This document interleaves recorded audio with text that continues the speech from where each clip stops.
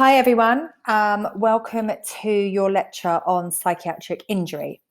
So this is your last examinable topic, and because it's going to be done in a different way, i.e. it's going to be recorded for you to listen to, I'm going to break it down a little bit, okay? So this lecture will be broken down into 4 separate recordings. I will make sure that I go as slowly as I can, but also remember, you do have the ability to press stop, to press pause, to go back and obviously listen to my dulcet tones again. Okay, so throughout this lecture, I'm going to be referring to psychiatric injury and nervous shock. They are one of the same, okay? Those terms are interchangeable. So whenever you hear psychiatric injury, please do know that I mean the same as when I refer to nervous shock as well.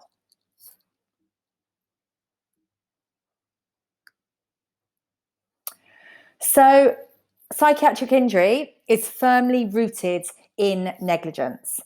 You will know from negligence that you need to have a duty of care, you need to have a breach of that duty, and that has to cause damage to the claimant. However, for psychiatric injury, there are special rules that have been imposed for the duty of care where the damage caused is psychological injury.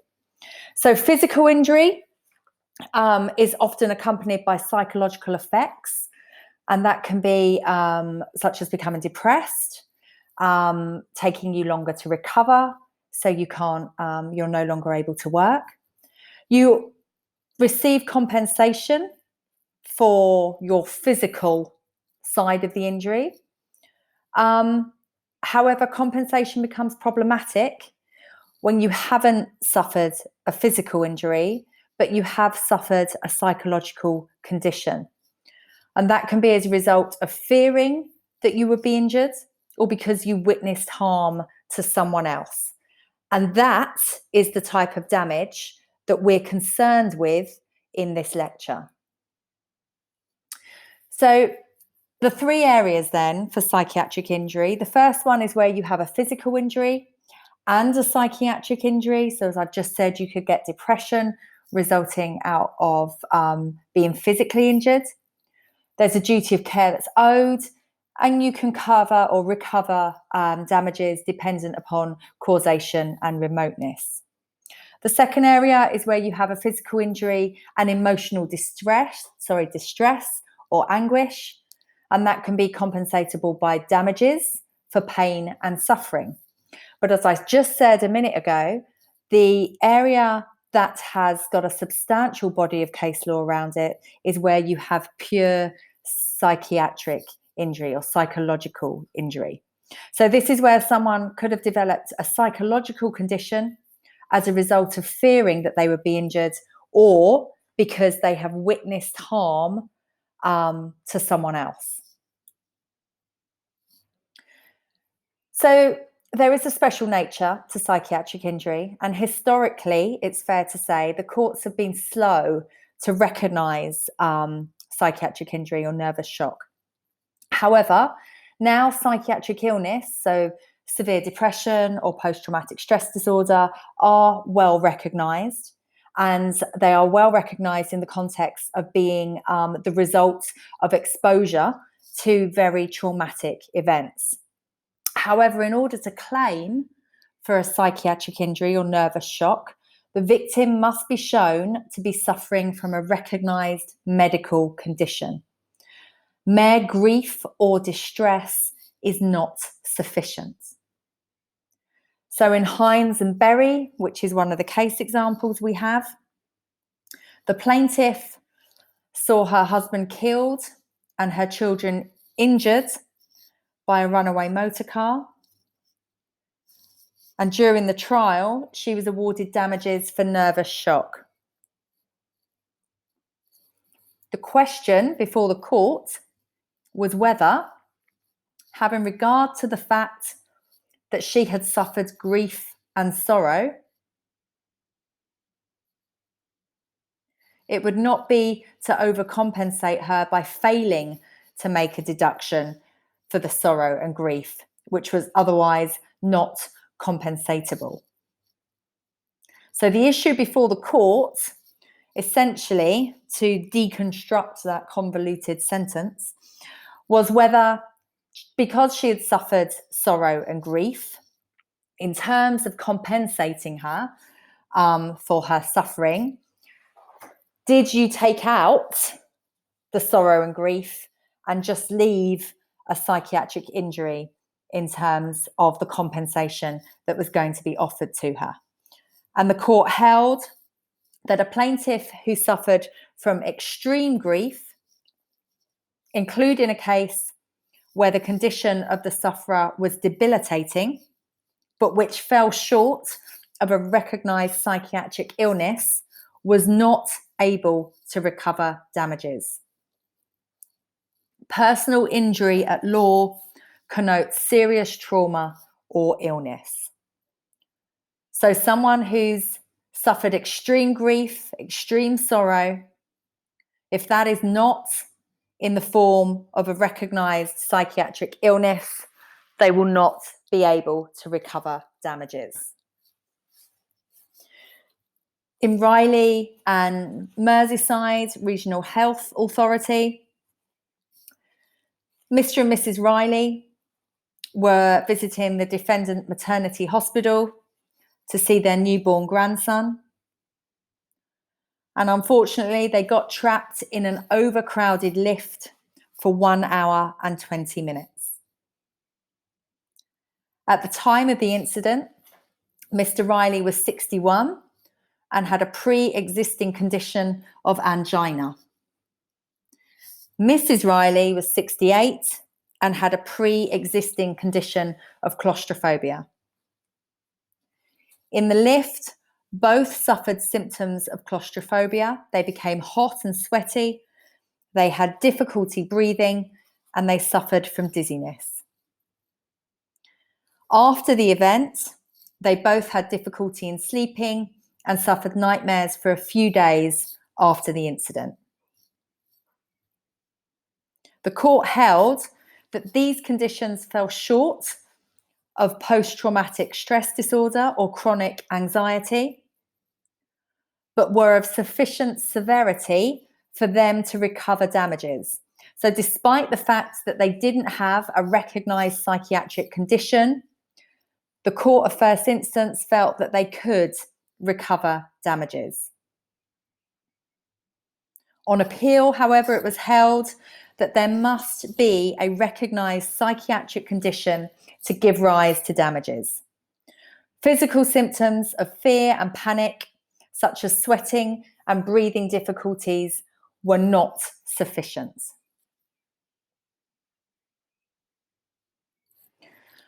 Just to deconstruct the language a little bit more in terms of nervous shock and psychiatric injury, nervous shock is a legal term, not a medical term. So nervous shock refers to a shocking incident that's been seen, but the claimant has not been directly affected, i.e. the claimant was not injured as a result of that incident. So nervous shock refers to when someone sees something traumatic and shocking. Okay. So you now know that a recognised medical condition is required. And essentially, the requirement of a diagnosed psychiatric condition is one of the key limiting mechanisms or factors into a claim in psychiatric injury. Lord Oliver, in the case of Alcock, which we will come on to, put it this way: grief, sorrow, deprivation, and the necessity for caring for loved ones who have suffered injury or misfortune must, I think, be considered as ordinary and inevitable incidents of life, which, regardless of individual susceptibilities, must be sustained without compensation.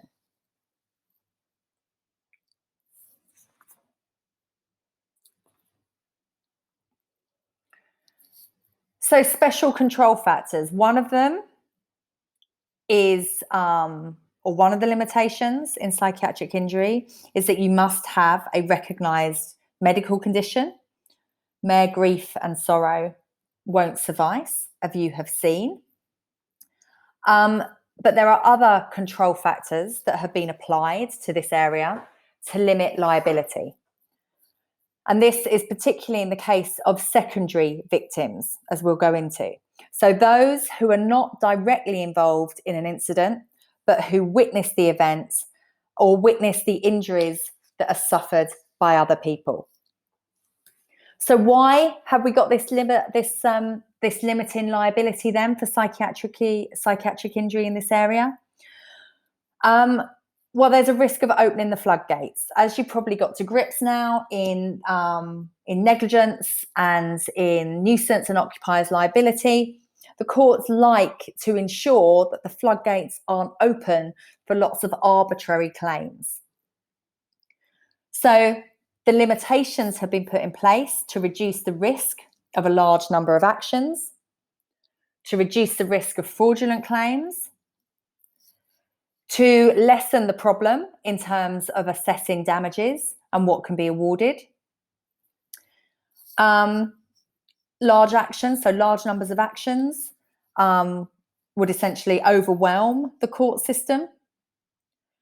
And in terms of fraudulent claims as well, just to add that because you can't see the injury, because the injury isn't physical, this area is more susceptible to fraudulent claims. Sometimes there are difficulties in terms of causation, so proving the link between the defendant's conduct and the claimant's psychiatric injury. Potential fear of injustice to the defendant and insurers in terms of the extent of the damage. And also the limitations are there because actually the feeling is that it's Parliament, not the courts, that should develop new areas of liability. And these limitations have had quite an impact in terms of the development of psychiatric injury. But before we go into what the current law is now, let's look at the historical development. So the first claim, or the first attempted claim for damages for nervous shock, failed for fear of opening a wide field of imaginary claims. So Victorian Railways was the first case that confirmed non-recoverability of compensation for psychiatric injury. But things did start to shift after that. So in the case of Deleu, however you'd like to pronounce it, and White, there was a barmaid who was serving customers in a pub when she looked up and saw a horse and cart that was out of control crashing through the wall of the pub. She was pregnant at the time, and the shock she sustained through the fright caused her to miscarriage. And she was able to to recover compensation. Her reaction was due to a reasonable fear for her own safety. And in time, what you will see that a fear for one's own safety has developed into the wider category of primary victims. In Hambrook, turning to fear for safety of a loved one, the mother suffered fatal shock when she saw a driverless lorry roll down a hill, and it went around a bend and it crashed around that bend. But although this was out of her sight, it crashed in a place where she had recently seen her children. And the court felt it would not be equitable to allow recovery when someone like the barmaid in Deleu feared for her own safety, but not in a case where someone feared for the safety of a loved one. So there's a distinction being made here in terms of fear for your own safety, which, as I've said, has developed, and you will see has developed into a wider category of primary victims, and fear for someone else's safety. So from Hambrook, the point you can take away is that the claimant must experience events through their own unaided senses. Essentially, the mother in Hambrook didn't see the events because the crash happened out of her sight. she only knew that the lorry had crashed in a place which was the last place that she'd seen her children. So there's a distinction being made between what you see with your own senses and what you don't necessarily perceive with your own senses. This will become clearer, so hang on in there with me. So Hambrook then following Deleu was seen as an extension of the boundaries of nervous shock. And that shifted because Victorian Railway Commissioners have basically said in their first attempts that actually we're not going to allow any claims for nervous shock because we could be subject to lots of imaginary claims. Deleu shifted the law slightly by saying, actually, if you're fearing for your own safety, we'll allow the claim. However, fear for a loved one when you haven't experienced the events yourself is not allowed. So at this point, there was a lack of consistency to a certain extent in terms of recovery in the area of nervous shock or psychiatric injury. In terms of witnesses of accidents then, bystanders are expected to have sufficient fortitude and customary phlegm to endure the calamities of modern life. So in Boar Hill, a pregnant Edinburgh fishwife was getting a tram when she heard a collision between the defendant's motorcycle and a car some 40 yards away. The motorcyclist died at the scene, and although she saw neither body, she later saw blood on the road. Mrs. Boar Hill claimed that the extreme shock she experienced was responsible for the eventual stillbirth of her baby. The law lords rejected her claim, with Lord Porter first recognising that a bystander was effectively a secondary victim, and then questioned whether she had suffered the required degree of shock and concluded that her injury had not been reasonably foreseeable. And that takes me back to that quote that's on your slide now, that bystanders are expected to have sufficient fortitude and customary phlegm to endure the calamities of modern life. Just pause for a moment and think about fear for one's own safety, identified as primary victims, and those bystanders that witness an incident, identified as secondary victims.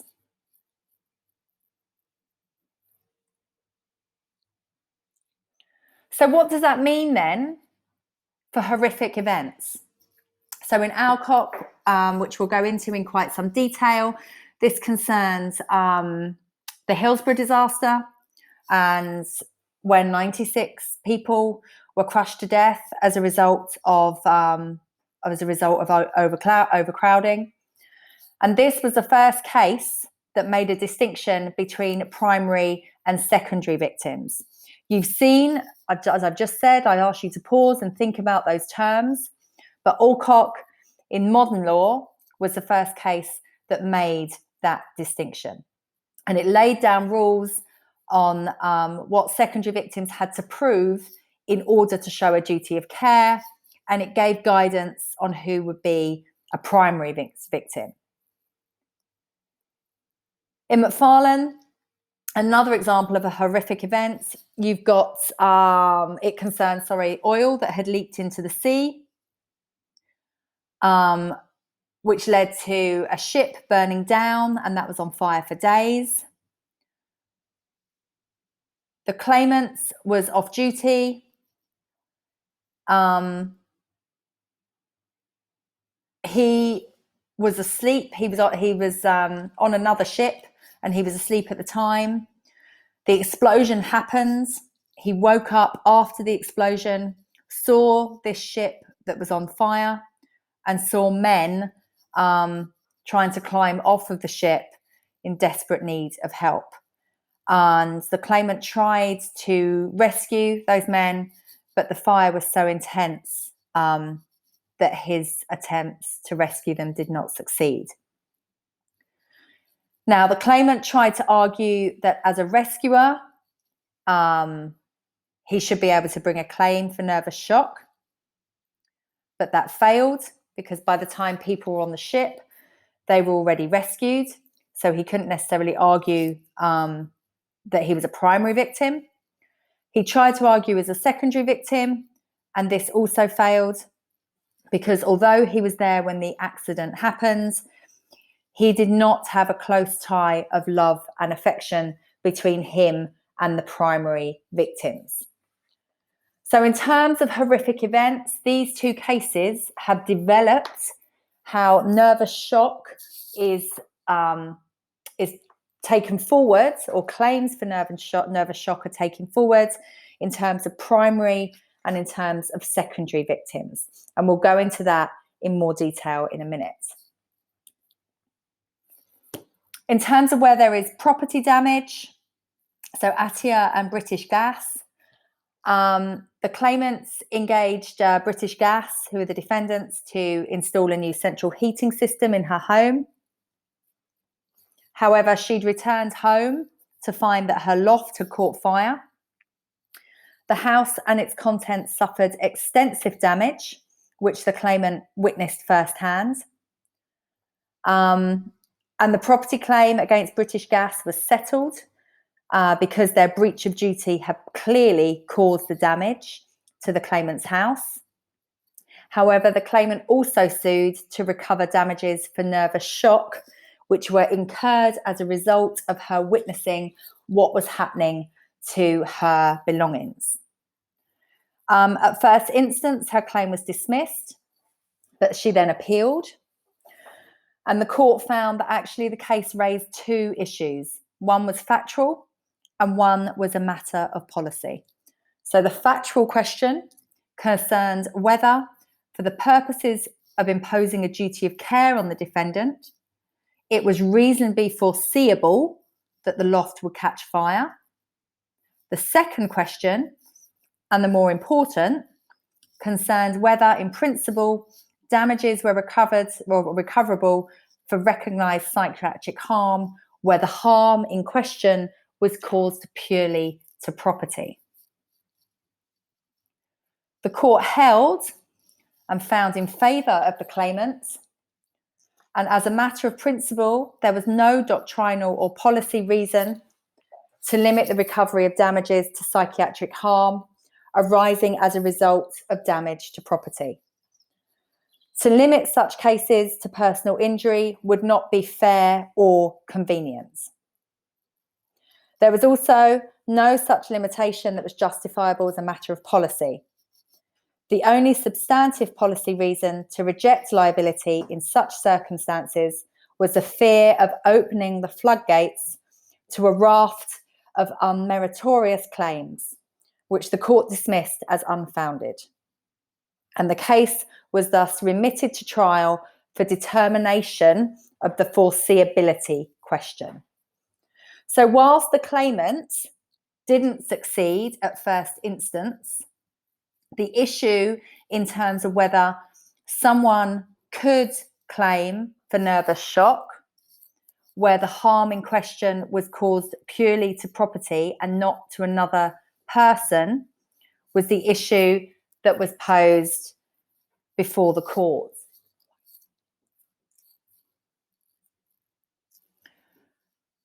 So on appeal, they found in favour of the claimant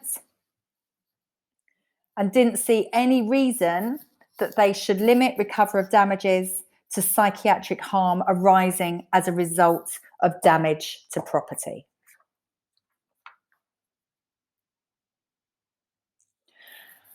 However, suppose that the claimant is not at the scene at the time, but suffers psychiatric injury as a result of seeing the immediate aftermath. What then is the position in terms of someone being able to claim for nervous shock? So in McLaughlin, the plaintiff's husband and 3 children were involved in a road traffic accident.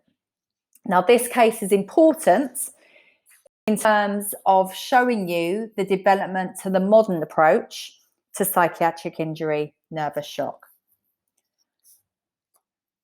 So the plaintiff's husband and 3 children are involved in a road traffic accident. When she was told of the accident and travelled to hospital, she saw her family. They were covered in dirt, they were covered in blood. And some 2 hours later, she learned of the death of one of her daughters.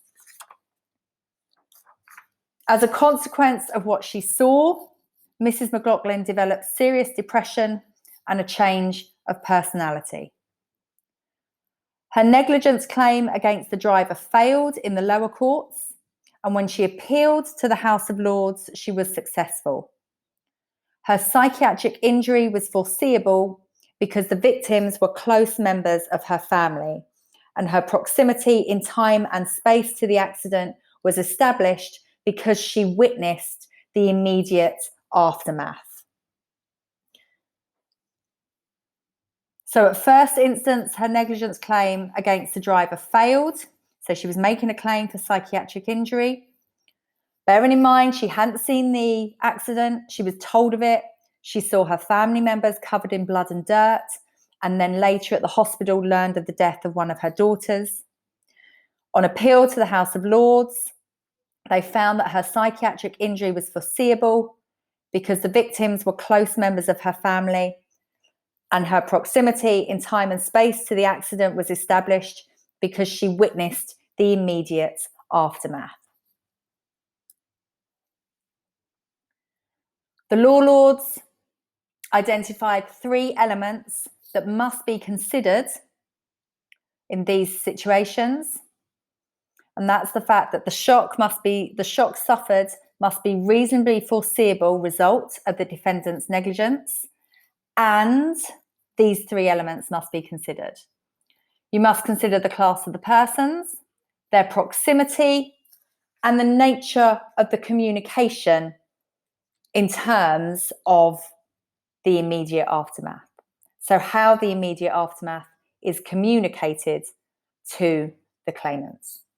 Proximity, we will see, looks at a close tie of love and affection, and the class of persons is all about primary and secondary victims.